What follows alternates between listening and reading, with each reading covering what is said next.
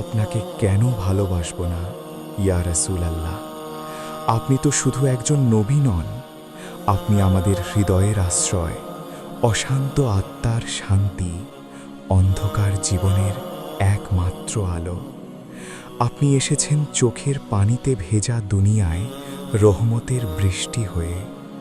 পাথর নিক্ষেপের জবাবে আপনি দিয়েছেন দোয়া, অবহেলার বদলে দিয়েছেন মমতা, অত্যাচারের প্রতিদানে শিখিয়েছেন ক্ষমা। আপনি ক্ষুধার্তের কষ্ট বুঝেছেন, এতিমের মাথায় হাত রেখে তাকে মানুষ বানিয়েছেন, বিধবার চোখের পানি মুছিয়ে দিয়েছেন পিতার মতো মমতায়।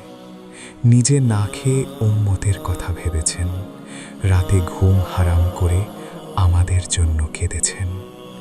ইয়া রাসূলাল্লাহ, আপনার নাম শুনলে চোখ ভিজে যায়, বুক ভারী হয়ে আসে। আপনার সুন্নাহ আঁকড়ে ধরায় আমাদের জীবনের একমাত্র নিরাপদ আশ্রয়। আপনাকে ভালোবাসা কোনো কবিতা নয়, এটা ঈমানের শ্বাস প্রশ্বাস।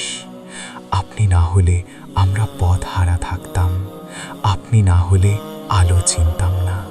তাই বলি, আপনাকে কেন ভালোবাসবো না ইয়া রাসূলাল্লাহ। ভালোবাসবো প্রাণ দিয়ে, ঈমান দিয়ে, শেষ নিঃশ্বাস পর্যন্ত।